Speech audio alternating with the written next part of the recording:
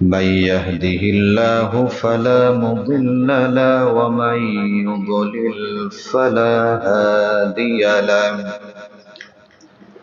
ونشهد أن لا إله إلا الله وحده لا شريك له ونشهد أن سيدنا وحبيبنا ومولانا محمدا عبده ورسوله الذي أرسله بالحق بشيرا ونذيرا وداعيا إلى الله بإذنه وسراجا وقمرا منيرا فقد قال الله تعالى في كلامه المجيد والفرقانه الحميد أعوذ بالله من الشيطان الرجيم بسم الله الرحمن الرحيم ولله على الناس حج البيت من استطاع إليه سبيلا ومن كفر فإن الله غني عن العالمين وقال رسول الله صلى الله عليه وسلم تابعوا بين الحج والعمرة إلى آخر الحديث صدق الله المولانا العلي العظيم وصدق رسوله النبي الكريم ونحن على ذلك لمن الشاهدين والشاكرين قالوا سبحانك لا علم لنا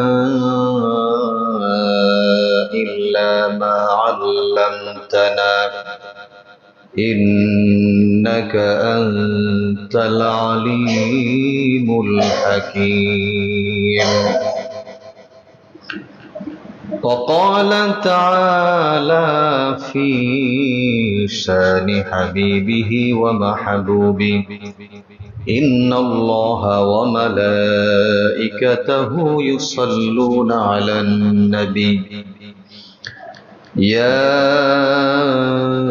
أيها الذين آمنوا صلوا عليه وسلموا تسليما اللهم صل على سيدنا مولانا محمد وعلى آل سيدنا شفيعنا محمد اللهم صل على سيدنا مولانا محمد وعلى آل سيدنا شفيعنا محمد بلغ العلا بكماله كشف الدجى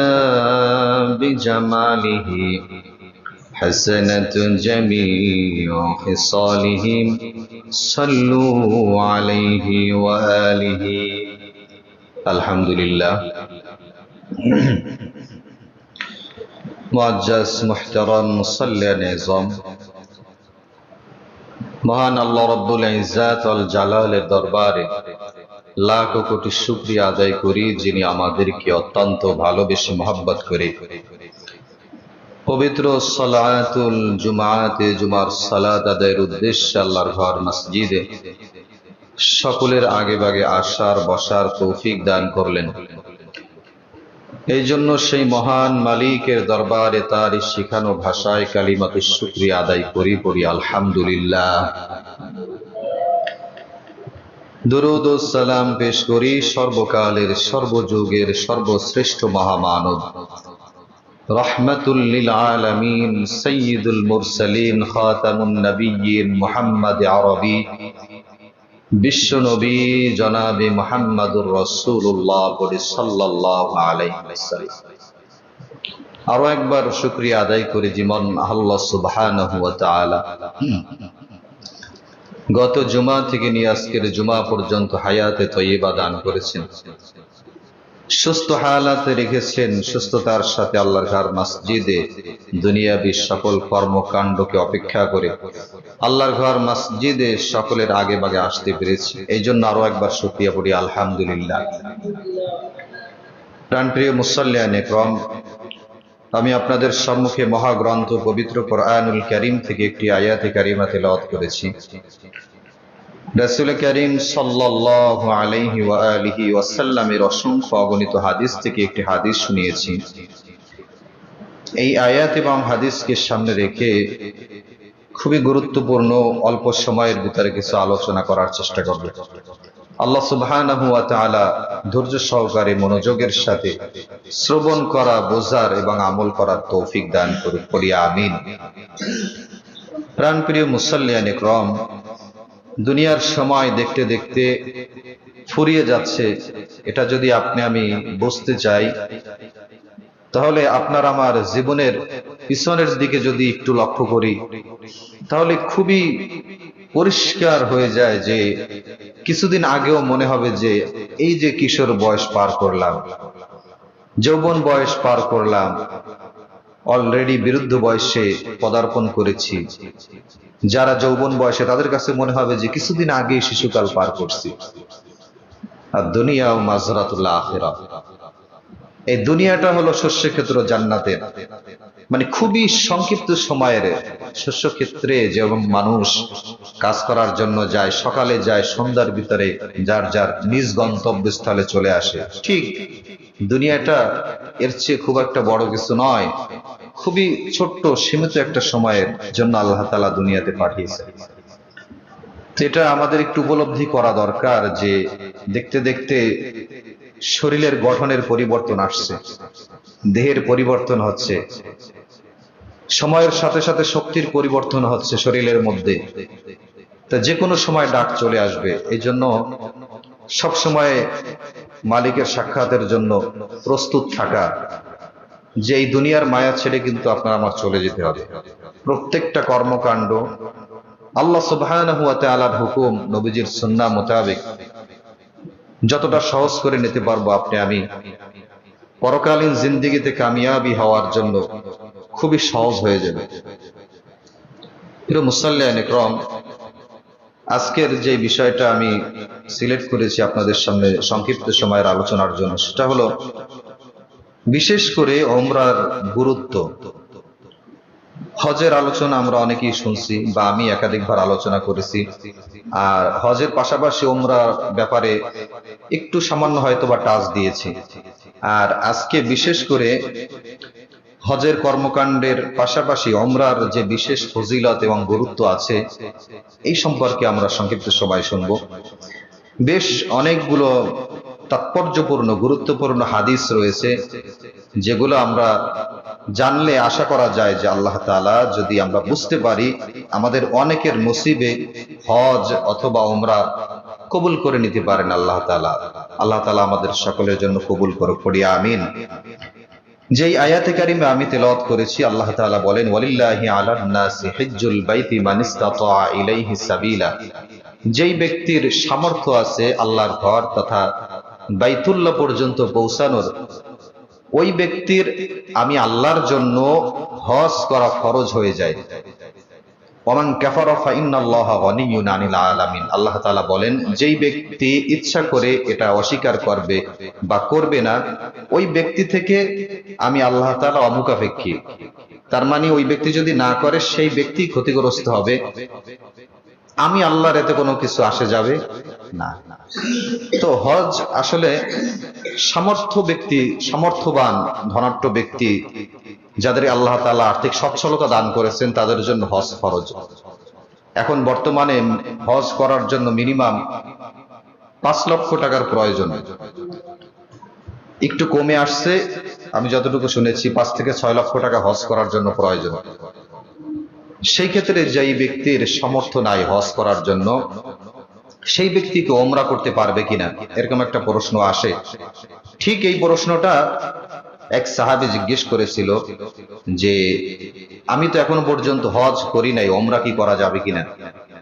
তখন নবী আলাইহিস সালাতু ওয়াস সালাম জানালেন যে হজ যদি নাও করো ওমরা করা যাবে, এবং নবীজি সাল্লাল্লাহু আলাইহি ওয়াসাল্লাম স্বয়ং তিনি নিজেই প্রথম হজ করেন নাই, প্রথম নবী আলাইহিস সালাতু ওয়াস সালাম ওমরা করেছেন। সুবহানাল্লাহ। প্রথম ওমরা সম্পন্ন করেছেন, এরপর ধারাবাহিকভাবে হজ তিনি আদায় করেছেন। এই জন্য আমরা হজ না করতে পারলেও ওমরা আমরা করতে পারি চাইলে, কারণ ওমরা করা এটা ওয়াজিব, ফরজ না হলেও ওয়াজিব বিধান হলেও এর অত্যন্ত তাৎপর্যপূর্ণ কিছু ফজিলত রয়েছে। আপনি নবীর রওজার কাছে যেতে পারতেছেন, সালাম দিতে পারতেছেন, মানে যেটা কল্পনীয় বিষয় যে আমরা নবীর সুন্নাত, নবীর হাদিসগুলা শুনি, নবীর জীবনীর এত এত কথা শুনি, সেই নবীর রওজার কাছে যে যদি আমি সালাম দিতে পারি, সেই অনুভূতিটা যে কেমন, এটা আমি ওইখানে না গেলে আসলে বলে ভাষায় প্রকাশ করা যাবে না। প্রিয় মুসাল্লিয়ান ইকরাম, হজ এটা নির্দিষ্ট সময় করা লাগে। আমরা সকলেই জানি যে জিলহজ মাসের 9 তারিখ ওখানে কাবার চত্বরে তাওয়াফ করে আরো বেশ কিছু বিধিবিধান সম্পন্ন করে হজ করা হয়। কিন্তু ওমরার জন্য আপনার 9 জিলহজ বা জিলহজ মাসে করতে হবে ব্যাপারটা এরকম না। আপনি মাসের যে কোনো সময় আপনি চাইলে ওমরা সম্পন্ন করতে পারবেন। তো ওমরা জীবনে একবার আদায় করা এটা হলো ওয়াজিব। এরপরও অনেকে দেখবেন যে একবার করে আসে, 3 মাস যেতে পারে না, এরপর আবার যায়, আছে না? অনেক মানুষ যায়, মানে এটা কেন, তাদের এত ইচ্ছে করে কেন যাওয়ার জন্য?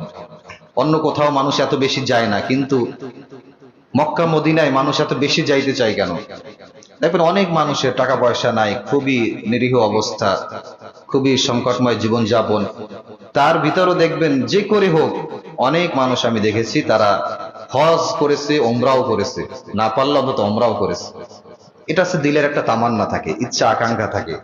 যেই মানুষের ভিতর ইচ্ছা আকাঙ্ক্ষা বেশি আছে এবং চেষ্টা করে যে না আমি আমার জীবনে এটা সম্পন্ন করব, এই জন্য আমি অল্প অল্প করে টাকা জমিয়ে রাখবো, ইনশাল্লাহ আমি আল্লাহ তাআলা যেন আমাকে কবুল করে, আমি যেন মৃত্যুর আগে হজ অথবা ওমরা করতে পারি।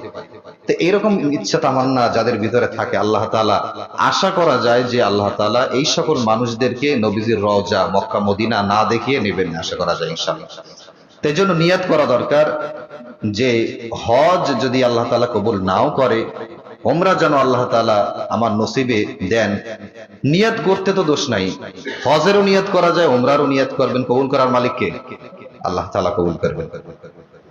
পবিত্র কোরআনুল কারীমে আল্লাহ তাআলা হজ এবং ওমরার ব্যাপারে নির্দেশ দিয়েছেন, স্বয়ং নিজেই আল্লাহ তাআলা বলেন ওয়া আতিমুল হাজ্জা ওয়াল উমরাতা লিল্লাহ, যে হজ এবং ওমরা তোমরা সম্পন্ন করো। তো যেহেতু আল্লাহ তাআলা নির্দেশ দিয়েছেন এবং এর ফজিলত অনেক বেশি, এজন্য আমরা চেষ্টা করব। প্রিয় মুসাল্লিয়ান ইকরাম, এর যে ফজিলত গুলো, এই ফজিলত বলার আগে যে হাদিসটা আমি পড়েছি, তাবিউ বাইনাল হাজ্জি ওয়াল উমরা, আল্লাহ নবী সাল্লাল্লাহু আলাইহি ওয়াসাল্লাম বলেন যে তোমরা হজ এবং ওমরা সম্পন্ন করো। হজ এবং ওমরার দ্বারা লাভ কি? 1 নম্বর ফায়দা, হজ এবং ওমরার দ্বারা 1 নম্বর ফায়দা হলো ব্যক্তির জীবনের গুনাহ মাফ হয়। সুবহানাল্লাহ বলি। 2 নম্বর ফায়দা হলো যে ওই ব্যক্তিকে আল্লাহ তাআলা ধনী বানিয়ে দেয়। সুবহানাল্লাহ। তো 1 নম্বর থেকে আমরা শুরু করি যে গুনাহ মুক্ত যদি আপনি জীবন চান, আপনার গুনাহ যদি শেষ হয়ে যায় এটা যদি চান, তো আল্লাহর নবী সাল্লাল্লাহু আলাইহি ওয়াসাল্লাম বলেন যে হজ এবং উমরা এই দুইটা করলে বা উমরাও যদি আপনি করেন আপনার গুনাহ মুক্ত হবে এবং গুনাহ মুক্ত জীবন হবে। ওইখানে গেলে গুনাহ মাফ হয়। অনেকগুলো জায়গা আছে যেখানে গেলে গুনাহ মাফ হয়। উমরায় গেলেও ওইখানে কয়েকটা স্তর রয়েছে যেখানে আপনি ওই কার্যক্রমের মাধ্যমে গুনাহ মাফ হয়। তো এক নম্বর ফায়দা হলো যে গুনাহ মাফ হবে। নবীজি বলেন আল উমরাতু ইলাল উমরাতি কাফফারাতুল লিমা বাইনাহুমা, যে গুনাহ তো মাফ হয়, আরো একটা ফজিলতের ভিতরে আছে। বলে সেটা কি? সেই ফজিলতটা হলো যে এক উমরা থেকে নিয়ে আর এক উমরার ভিতরে যে মধ্যবর্তী সময়, এই সময়ের ভিতরেও যদি কোনো ব্যক্তি গুনাহ করে সেই গুনাহ আল্লাহ তাআলা মাফ করে দেয়। সুবহানাল্লাহ। এখন বুঝতে পেরেছেন যে একটা মানুষ 3 মাস পর পরে কেন উমরায় যায়? 1 বছর পরে অন্য আরেকটা দেশে সফর না করে, যার সম্পদ আছে, যারা চায় যে আমার গুনাহটা মাফ হোক, নবীর প্রতি মহব্বত ভালোবাসা আছে। আমার এক চাচা শ্বশুর আছে, আপন চাচা শ্বশুর, উনি প্রত্যেক 3-4 মাস পর পর তিনি উমরায় যায়।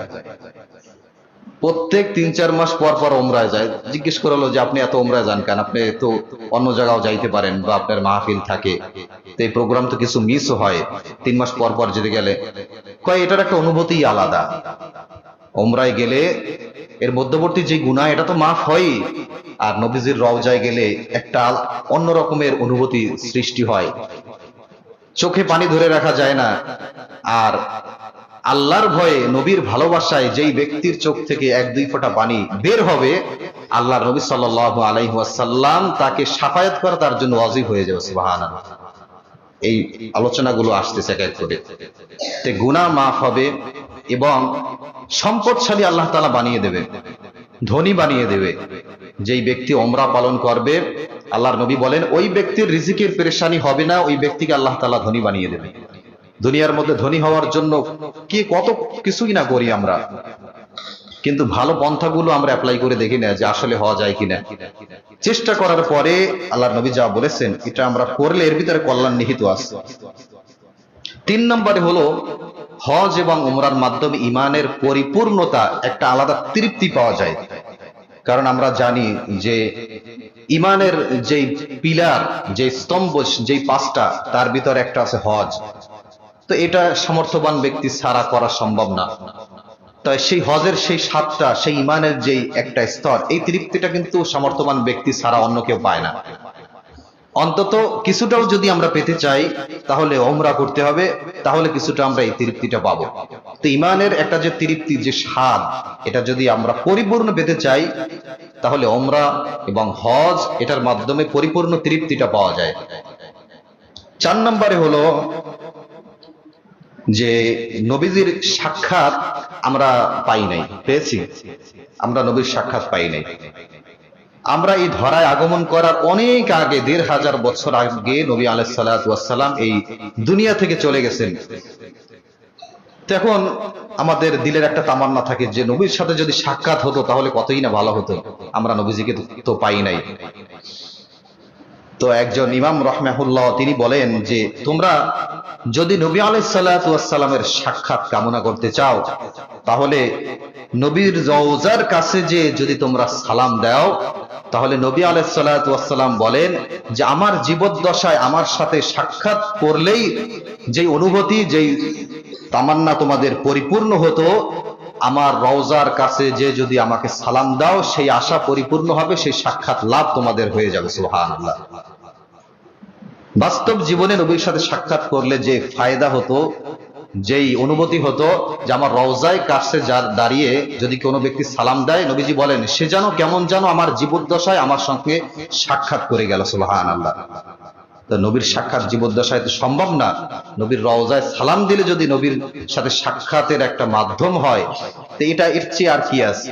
অনেক বড় একটা ফজিলত। প্রাণপ্রিয় মুসাল্লিয়ান ইকরাম, এরপর নবী আলাইহিস সালাতু ওয়াস সালাম বলেন যেই ব্যক্তি আমার রওজার সামনে দাঁড়িয়ে সালাম দিল, এগুলো হাদিস শোনাচ্ছে আপনাদের। হাদিস পড়তে গেলে তো মেলা লম্বা সময়, সংক্ষিপ্ত সময়ের ভিতরে শোনাতে হবে। নবী আলাইহিস সালাতু ওয়াস সালাম বলেন যদি কোনো ব্যক্তি আমার রওজার সামনে দাঁড়িয়ে আমাকে সালাম দেয়, আল্লাহর হাবিব সাল্লাল্লাহু আলাইহি ওয়াসাল্লাম বলেন যে ওই ব্যক্তিকে আমি নবী সাল্লাল্লাহু আলাইহি ওয়াসাল্লাম তাকে শাফায়াত করা আমার নবীর জন্য ওয়াজিব হয়ে যায়। সুবহানাল্লাহ। নবী আলাইহিস সালাতু ওয়াস সালাম ওই ব্যক্তিকে শাফায়াত করা তার জন্য ওয়াজিব। তিনি বলেন আল্লাহ তাআলা এই জন্য নবী আলাইহিস সালাতু ওয়াস সালামের রওজার কাছে যে আল্লাহ তাআলা আমাদেরকে সালাম দেওয়ার সকলের তৌফিক দান করুক, পড়েন আমিন। 4টা 5টা শেষ হয়ে গেছে। 6 নম্বরে যেই গুরুত্ব, যেই লাভ ওমরা করলে যেই লাভ, সেটা হলো যে বাইতুল্লাহর যেই কালো ঘরটা সেটা দেখার পর থেকে বাইতুল্লাহর ভিতরে আপনি যখনই সালাত আদায় করবেন, ওই বাইতুল্লাহর ভিতরে যখন আপনি সালাত আদায় করবেন, তখন 1 রাকাত সালাত আদায় করলে নবী বলেন যে 1 রাকাত সালাতের এটা বৃদ্ধি করে আল্লাহ তাআলা 1 লক্ষ রাকাতের সওয়াব ওই ব্যক্তির আমলনামায় দান করে দেবেন। সুবহানাল্লাহ, কত গুরুত্বপূর্ণ যে 1 রাকাত সালাত আপনি আদায় করলেন, তো একটা রাকাত যদি আপনার কবুল হয়ে যায়, সহি সালামতে সুন্দরভাবে আদায় করে আপনি যদি নামাজের ভিতর চোখের পানি ছেড়ে দিতে পারেন, একটা রাকাত যদি কবুল হয়ে যায়, তা কয় গুণ বৃদ্ধি পাবে? 1 লক্ষ গুণ বৃদ্ধি পাবে। তা আপনার জীবদ্দশা আপনি যত সালাত পড়বেন, ওই 1 রাকাত সালাত 2 রাকাত সালাতের যদি কবুল হয়, আমি মনে করি ওই ব্যক্তির জন্য জান্নাত সহজ হয়ে যাবে। সুবহানাল্লাহ। প্রিয় মুসাল্লিয়ান ইকরাম, ওমরা করার মাধ্যমে জান্নাতি বস্তু স্পর্শ করা সুযোগ সুবিধা, এটা লাভ হয়। জান্নাতি বস্তু কি? হজরে আসওয়াদ, জান্নাতি পাথর। এটা দুনিয়ার কোনো পাথর নয়। হজরে আসওয়াদ নবীজি বলেন যে এটা জান্নাত থেকে এনে কাবা ঘরের সাথে অ্যাটাচ করে লাগানো হয়েছে, জান্নাত থেকে আনা একটা পাথর হজরে আসওয়াদ। আল্লাহর নবী সাল্লাল্লাহু আলাইহি ওয়াসাল্লাম বলেন, যদি কোনো ব্যক্তি হজ অথবা উমরায় যায়, সম্পন্ন করে এবং হজরে আসওয়াদ চুম্বন করতে পারে, আল্লাহর নবী বলেন ওই ব্যক্তির জীবনে যত গুনাহ আছে সব গুনাহগুলো আল্লাহ তাআলা মাফ করে দেন। সুবহানাল্লাহ। তবে সৌভাগ্য সবার হয় না। যারা বিশেষ করে বৃদ্ধ বয়সে যায়, এই তাওয়াফ করার পরে হজরে আসওয়াদ স্পর্শ করতে গেলে, চুম্বন করতে গেলে, আপনারা যদি কেউ ভিডিও দেখে থাকেন দেখবেন যে কি পরিমাণ ঠেলাঠেলি ওখানে হয়। মানে আপনি কিভাবে যাবেন ওই কাছে, এত পরিমাণ মানুষের ভিড়। তো এটা বৃদ্ধ বয়সে গেলে ঠেলাঠেলি করে এরপরে যে হজরে আসওয়াদ চুম্বন করা, এটা আসলে অনেক কঠিন হয়ে যায়। তো ওটা চুম্বন করতে পারলে নবীজি বলেন ওই তার জীবনের গুনাহ আল্লাহ তাআলা মাফ করে দেন। এই একটা জান্নাতি পাথর। আর একটা জান্নাতি পাথর আপনি স্বচক্ষে দেখতে পারবেন, এটা হলো মাকাম ইব্রাহিম। ইব্রাহিম আলাইহিস সালাতু ওয়াস সালাম যেখানে দাঁড়িয়ে কাবা ঘরকে নির্মাণ করেছিলেন, সেই যে পাথরটার উপরে দাঁড়িয়ে ইব্রাহিম আলাইহিস সালাতু ওয়াস সালাম কাবা ঘর নির্মাণ করেছিলেন, সেই পাথরটা আপনি দেখতে পারবেন। তো জান্নাতি পাথর দুইটা, একটা হজরে আসওয়াদ, একটা মাকাম ইব্রাহিম। হজরে আসওয়াদের আরেকটা বিশেষ ফজিলত আছে। নবী আলাইহিস সালাতু ওয়াস সালাম বলেন, যেই ব্যক্তি হজরে আসওয়াদ চুম্বন করতে পারবে, এই হজরে আসওয়াদ হাসরের ময়দানে বিশেষভাবে বের হবে একটা বিশেষ পাহাড় থেকে, এবং আল্লাহ তাআলা এই হজরে আসওয়াদের পাথরের ভিতরে একটা শক্তি দান করবেন। তার ঠোঁট দেওয়া হবে, চক্ষু দেওয়া হবে। সে এটা বলবে যে কোন ব্যক্তি কোন নিয়াত করে আমাকে চুম্বন করেছে, এটা আল্লাহ তাআলার কাছে বলবে। সুবহানাল্লাহ। তো যখন বলবে, এটা একটা মাফ পাওয়ার একটা মাধ্যম। যমুক ব্যক্তি এই নিয়াত করে বলেছে আল্লাহ তাআলা আমাকে মাফ করে দাও, তো এই ব্যক্তি গুনাহ মাফের জন্য বলেছে, আশা পূরণ হওয়ার জন্য বলেছে, বিপদ মুক্তির জন্য বলেছে, আল্লাহ তাআলা এই ব্যক্তির গুনাহ মাফ করে এই ব্যক্তিকে জান্নাত দান করে দাও। সুবহানাল্লাহ। প্রিয় মুসাল্লিয়ান ইকরাম, এরপরে 8 নম্বরের যে ফজিলত, সেটা হলো গুনাহ মাফের আরেকটা জায়গা হলো বাইতুল্লাহ তাওয়াফ করার সময় আমরা যখন তালবিয়া পাঠ করি, লাব্বাইক আল্লাহুম্মা লাব্বাইক, লাব্বাইক লা শারীকা লাকা লাব্বাইক, ইন্নাল হামদা ওয়ান নি'মাতা লাকা ওয়াল মুলক, এই তালবিয়া যখন আমরা এই কাবার চত্বরে ঘুরে ঘুরে আমরা যখন পাঠ করব, আল্লাহর নবী সাল্লাল্লাহু আলাইহি সাল্লাম বলেন, যখন ওই ব্যক্তির জবানে মোবারক থেকে একবার এই তালবিয়া উচ্চারণ হয়, ওই ব্যক্তির জীবনের গুনাহগুলো আল্লাহ তাআলা মাফ করে দেয়। সুবহানাল্লাহ। তাহলে গুনাহ মাফের আরেকটা মাধ্যম হলো, যখন আপনি ওমরায় অথবা হজে যাবেন, এই তালবিয়াটা শিখে যাবেন এবং সুন্দরভাবে সহিভাবে পাঠ করলে আল্লাহ নবী বলেন এখানে গুনাহ মাফ হয়। এরপরে 9 নম্বরে যে লাভ ওমরা বা হজ করলে, আল্লাহর নবী বলেন যে দুনিয়ার ভিতরে তোমরা যদি কোনো জান্নাতি জায়গা দেখতে পাও, জান্নাতি বিশেষ স্পট, একটা ঘর, তোমরা জান্নাতি ঘর দুনিয়ার ভিতরে দেখতে চাও, তাহলে মদিনায় চলে আসো আমার কাছে। রাউদাতুম মির রিয়াজিল জান্নাহ, যেখানে নবীজির রওজা রয়েছে। আল কবরতু মির রিয়াজিল জান্নাহ, নবীর কবর রওজা মুবারকের পাশে বিশেষ একটা জায়গা আছে যেটাকে বলা হয় রিয়াজুল জান্নাহ, জান্নাতি একটা ঘর।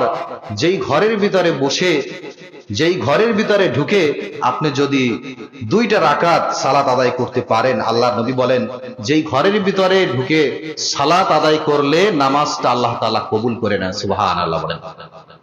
যে নামাজ কবুল হওয়ার একটা জায়গা, যে অন্য কোন জায়গায় কবুল হবে কিনা এটা জানি না, কিন্তু নবীজি স্পেসিফিক ভাবে বলেন যে এই জান্নাতের যে ঘরটা, এই ঘরটার ভিতরে বসে, এই ঘরটার ভিতরে দাঁড়িয়ে নিয়াত করে যদি কোনো ব্যক্তি সালাত আদায় করে, ওই ব্যক্তির সালাত আল্লাহ তাআলা কবুল করে নেন।